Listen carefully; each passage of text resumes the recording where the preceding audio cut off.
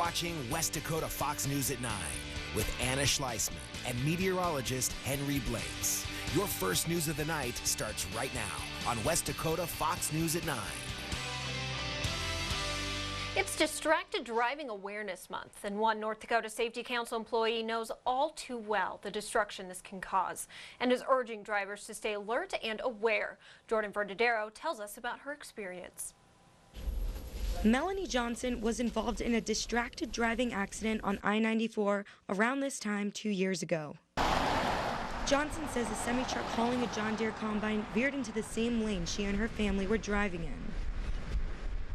As my husband slammed on the brakes, our minivan was ripped open by the axles of this combine that was being pulled on this flatbed trailer. The axle on the combine hit the back of the minivan, opening the right side of the vehicle right where her family's heads were. I closed my eye, grabbed the handle, and I told myself, I'm going to die right now. And I firmly believe that because I knew that once you hear that impact of the glass and everything, I knew that our whole family was going to die. She says the driver of the truck told police it was because he was reaching for his drink. So it's something very simple. We've all done it 100 times. You take your eyes off the road for a second, and it can impact a whole family. NDSC provides a defensive driving program in order to prevent accidents like the Johnsons from happening. We really make April a focus on the distracted driving element because it is the leading cause of car crashes in the United States now. Don Mosman, master instructor at NDSC, says checking your phone at a light is still distracted driving. Both Johnson and Mosman say it's important to have your full attention on the road and cars around you when you are in control of the vehicle. In Bismarck, I'm Jordan Verdadero reporting for your news leader. Mosman says the largest single distraction is cell phones. He says parents especially shouldn't be on their phone as it sets a bad example for their children. Well, last January, the City Commission voted to make the change on Main Street in Bismarck from 4 lanes to 3 lanes permanent. That means pavement markings, light signals, ADA ramp replacement, and concrete work needs to be done. But there's been a delay. The low bid for the estimated $1 million project came in at $1.65 million, which City Engineer Gabe Schell says is mainly due to the decision to completely replace traffic signals. Seen more prudent funding to take the existing signals down and put up new signal standards that would be giving us a lifespan longer than what the existing signal standards would have. Shell will update the commission in May on what they could possibly do to offset the higher costs. Well, Doug Wiles, Bismarck's forester, says the city has cut back on the city's beautification funding. Wiles says it will no longer be planting flowers downtown or by the Welcome to Bismarck signs. Jordan Verdadero will have the full story tomorrow. Now, you may notice our set looks a little different here. We are working on building a brand new one, so we'll be in this temporary set for just a few months. So just wanted to keep you all updated on that. But let's take a look now at this week's forecast. Henry, what's in store? Hey, we had the snow this morning. Not everyone, mainly across north central North Dakota, and as we take a look at some Sky Spy photos, you can see exactly what came down, and it was a lot of snow in Belcourt.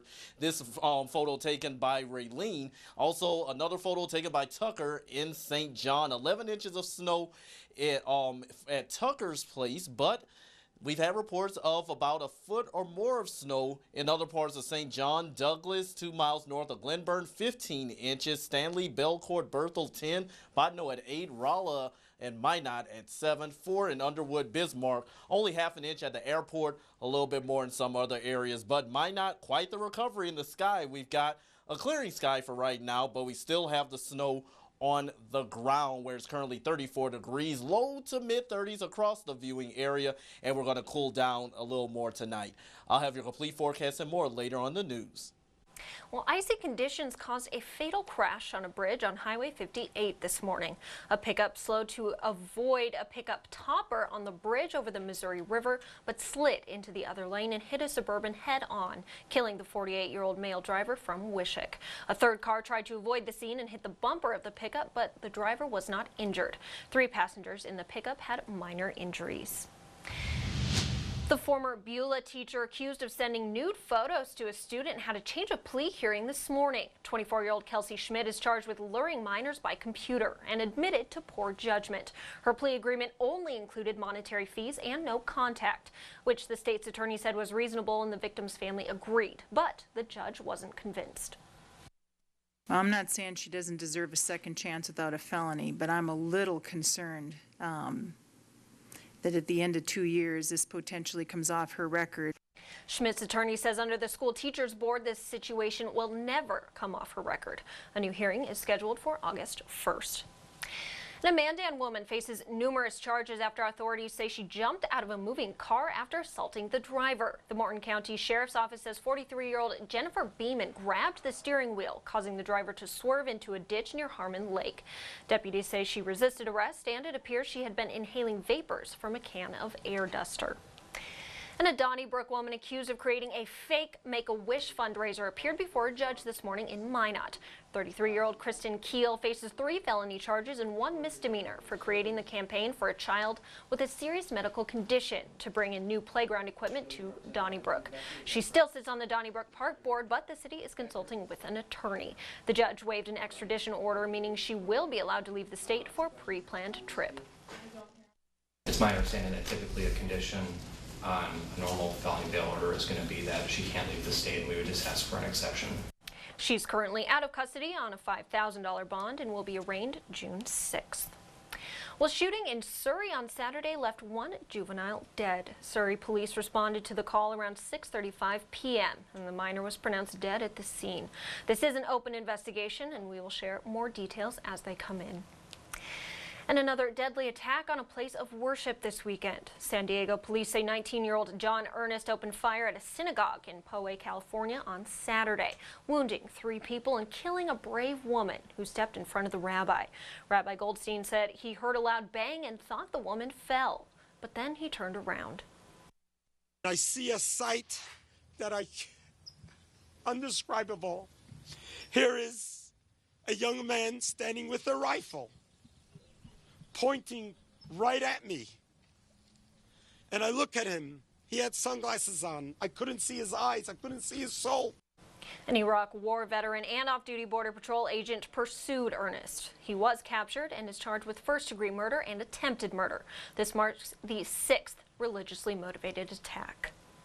And there was almost a 7th. A former U.S. Army infantryman was arrested for planning an attack at a white nationalist rally at Santa Monica Pier in Long Beach, California this weekend as payback for the New Zealand mosque attack.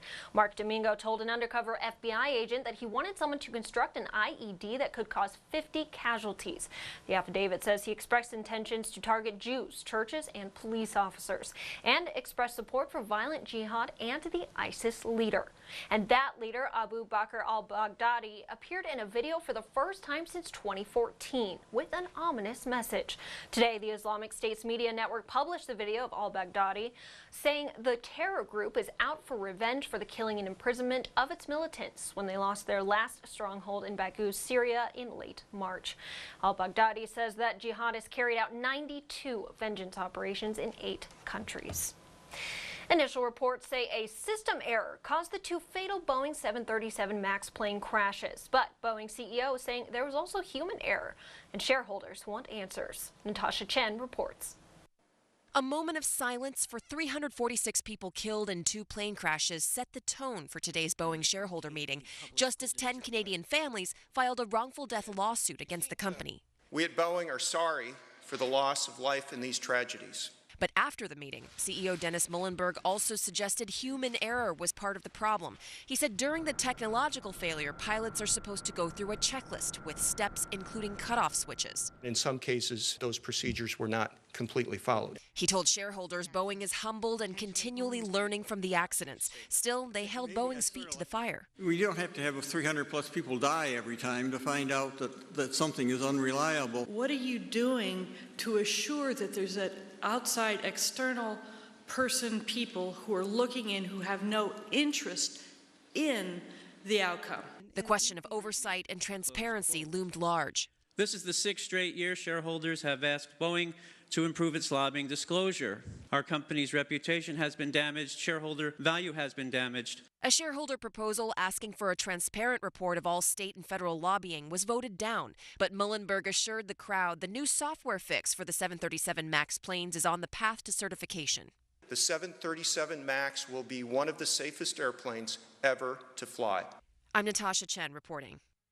Washington state legislators passed a bill that would effectively block the Pacific Northwest as a destination for Bakken crude oil. And North Dakota's congressional delegation is calling for a veto.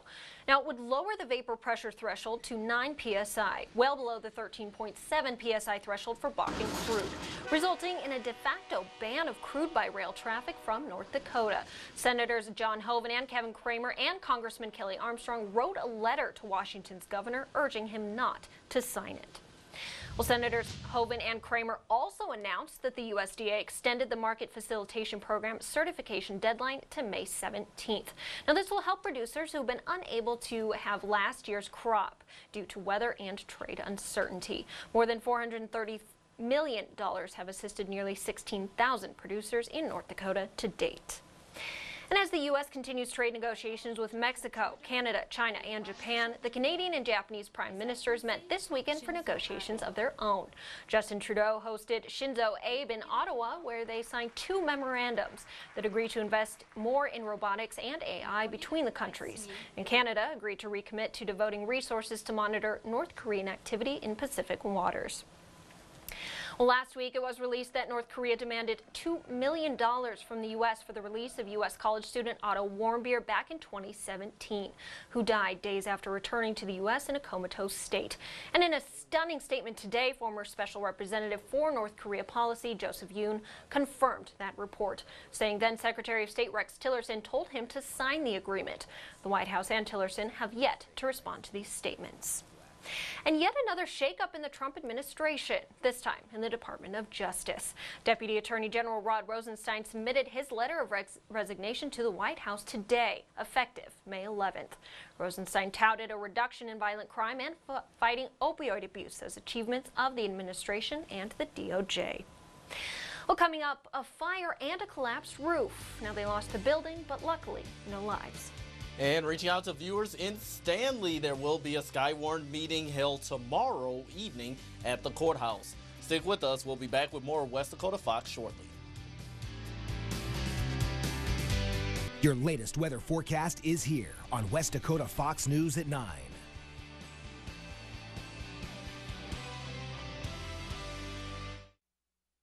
Williston police have arrested the parents of a 1-month-old child who died on Friday. They say 18-year-old Hannah McMillan and 27-year-old Tank McMillan face felony charges. The little boy was not breathing when he was transported to CHI St. Alexius Health.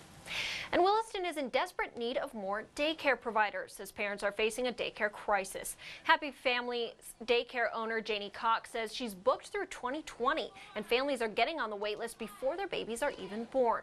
Officials say it would help if people licensed in-home daycare facilities, especially since child care availability is important for attracting new business. It's just one of the spokes of the wheel that goes around for business development for us. And when we talk about child care, health care, schools, it's all going to play a vital role in how we build this community. Tri-County Daycare Association is hosting an event for those interested in starting a daycare on June 5th at Gloria Dei Church from 6:30 to 8 p.m. And authorities are investigating the circumstances surrounding a fire at Gordy's Auto Repair Shop in Castleton this morning. Flames were shooting from the roof, eventually causing it to collapse. Luckily, no one was inside. Crews extinguished the fire and inspected the building to ensure it's structurally sound. The fire did not spread to any nearby buildings. One firefighter was injured but is expected to be okay. And another devastating cyclone hit Mozambique, the second in 6 weeks. Cyclone Kenneth is the strongest to ever hit the country, demolishing homes, downing power lines, and triggering mudslides. The death toll is currently 38 as crews still dig through the mud. The government predicts some 500,000 people could be affected. Well, no cyclones here, but it sure has been gloomy. Will that last long, Henry? Yeah, most definitely. It was gloomy this morning with all the snow across north central North Dakota.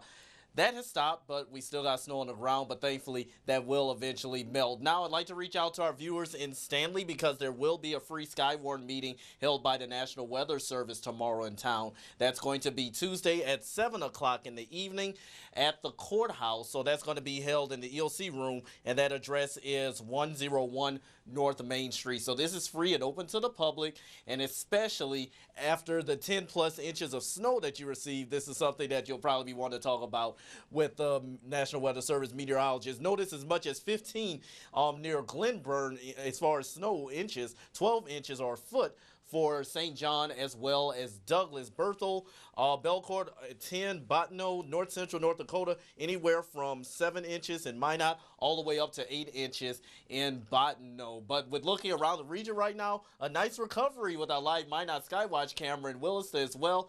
You've got a clearing sky, but still across the south, we're still dealing with some cloud cover, but at least the precipitation is out of here as we still had a little bit of drizzle and light snow for some of us across the north central region. There's that clearing across Minot, Williston, and into northeastern Montana, but the clouds are going to be back tonight and tomorrow. Temperature-wise right now, we're in the low to mid-30s, but the wind for now remains rather light, mostly all over the place, but on average out of the north between 5 and 10 miles per hour. I'd like to show you our weather in motion because it's going to give you an idea of what to expect. But for right now, the first half of your day looks good, but we're going to be seeing some moisture plunge into the region from the south, and that's going to increase our precipitation chances. Now, the models have kind of backed off on the arrival time of the precipitation for tomorrow, but as we get into, let's say, the mid to late morning hours, we start to see a bit of precipitation, likely a rain-snow mix,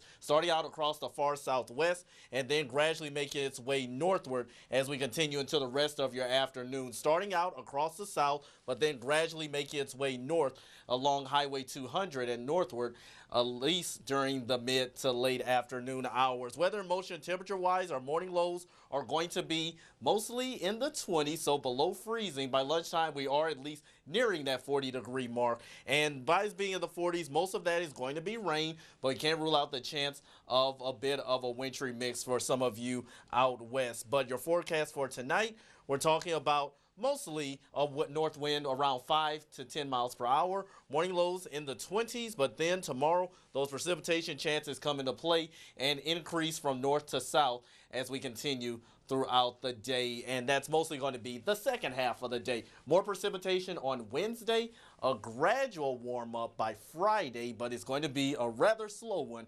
coming forward, Anna. All right, thanks, Henry. Well, these coworkers were in the right place at the right time with the right equipment. I'll explain after the break. The state health department says sexually transmitted diseases are on the rise in North Dakota, so it's created a Know Your Risk webpage, including 10 questions to determine if you should be screened for STDs. Data shows that between 2017 and 2018, chlamydia was up 8%, syphilis up 6%, and gonorrhea up 42%. About 3/4 of our chlamydia cases had no symptoms, and just over half of gonorrhea cases didn't have symptoms. So we really want to base it on the screening recommendations and their risk and getting screened, because they are curable with antibiotics. Renton calls it an emerging public health threat.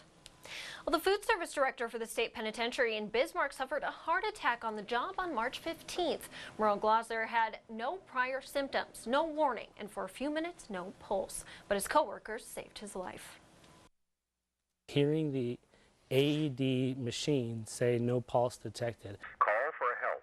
I mean, that I think truly was when it was real, where, you know, Merle was gone. Thankfully, one shock and a few compressions later, he was back, and so grateful that the AED was so close. The event inspiring them to install one in the kitchen as well. Well, you may not recognize the term dark pattern, but you've probably experienced it online. Our Washington Bureau's Jillian Angeline tells us how lawmakers want to protect you and your information. Have you ever subscribed to a free trial and then when it was over, your credit card was charged without any warning? You try to find an easy way to cancel, but can't. Did you ever find hidden delivery charges and fees added to your online order that you just didn't expect? Well, these are just a couple of examples of what's called dark patterns. Dark patterns are designed by companies to trick you into agreeing to things you don't want while they secretly collect your personal information. We don't believe that is proper, and people need to be able to make wise choices when they're on the internet. Nebraska's Republican Senator Deb Fischer is joining forces with lawmakers to ban dark patterns. We need to know what's going on as consumers so we have control over our own privacy. The bill takes aim at large online companies with hundreds of millions of monthly users. The legislation would require companies to alert its customers they're monitoring their online behavior. Harry Brignall, the man who coined the term dark patterns, calls the digital world the Wild West. He says companies are constantly watching how we react to a post or if we click on a certain ad. Brignall says the bill is a step in the right direction, but it falls short of solving dark patterns. If a user received an email or some sort of a message saying, here are the experiments you participated in, it's going to be a very long, small print document with lots of sort of esoteric and strange technical words in it that will be hard for that user to understand. Brignall says online users will eventually ignore these messages, taking away the goal of the bill, to keep people informed. In Washington, I'm Jillian Angeline. Brignall's website, darkpatterns.org, outlines the different types of dark patterns and even features a hall of shame. Well, this little boy felt instinct over fear and may have saved a life. A story of heroism next.